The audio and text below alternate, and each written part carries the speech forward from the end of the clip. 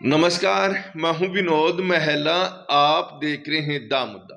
आखिरकार लंबे अंतराल के बाद हरियाणा निर्वाचन आयोग ने नगर निकाय चुनाव की घोषणा कर दी है और 7 नगर निगम और 33 नगर पालिका नगर परिषदों में चुनाव होंगे। पानीपत में जो वोटिंग होगी 9 मार्च को होगी, बाकी सभी जगह 2 मार्च को वोटिंग होगी। 11 फरवरी से लेकर 17 फरवरी तक नामांकन भरे जा सकते हैं और नतीजे 12 मार्च को आएंगे। इन चुनाव को लेकर पूरे हरियाणा में उत्साह है और काफ़ी समय से चुनाव नहीं हो रहे थे। और जहां तक की बात करें थानेसर नगर परिषद की, यहाँ लंबे समय के बाद चुनाव होने जा रहे हैं और थानेसर नगर परिषद महिला एससी वर्ग के लिए आरक्षित है, यानी यहाँ पर चेयरपर्सन बनेगी। और देखिए, मुख्य मुकाबला यहाँ भारतीय जनता पार्टी और कांग्रेस के बीच में देखा जा रहा है।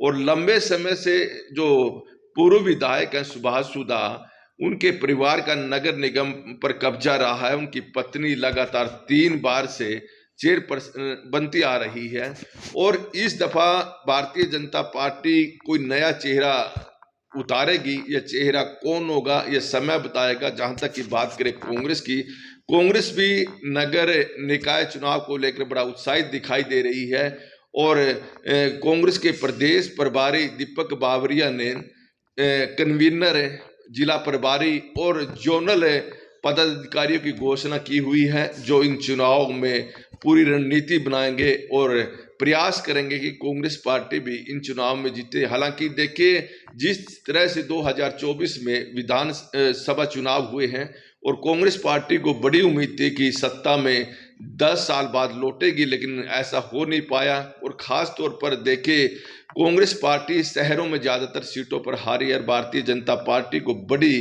कामयाबी शहरों में मिली है। ऐसे में भारतीय जनता पार्टी उम्मीद कर रही है कि नगर निकाय चुनाव में वो अपना दबदबा बनाए रखेगी और ज्यादा से ज्यादा सीटों पर वो अपने चेयरमैन चेयरपर्सन बनाएगी और पार्षद बनाएगी।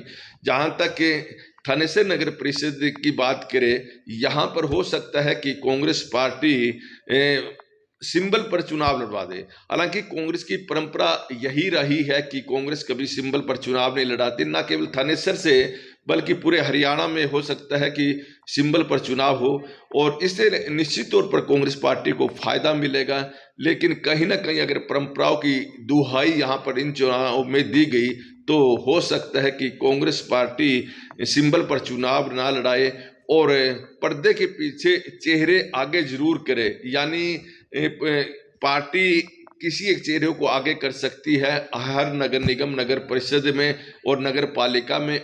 और कहीं ना कहीं देखे, इस दफा कांग्रेस पार्टी भी बड़ी रुचि ले रही है और दिल्ली विधानसभा चुनाव को लेकर भी कांग्रेस ने बड़ा उत्साह दिखाया है। और जिस तरह से विधानसभा चुनाव में बड़े नजदीक जाकर कांग्रेस पार्टी हारी है, तो कांग्रेस पार्टी का प्रयास यही रहेगा कि नगर निगम के इन चुनाव में, नगर परिषद और नगर पालिका के चुनाव में वो भारतीय जनता पार्टी को कड़ी टक्कर दे। हालांकि भारतीय जनता पार्टी हरियाणा में लगातार तीसरी दफा सत्ता में आई है और पार्टी के हौसले बुलंद हैं। खैर, अब जैसे ही निर्वाचन आयोग ने चुनाव की घोषणा की है, तो उसके बाद भारतीय जनता पार्टी हो या फिर कांग्रेस पार्टी, दोनों तैयारी में जुट जाएंगी और रणनीति बनाएगी किस चेहरे को चुनाव मैदान में उतारा जाए।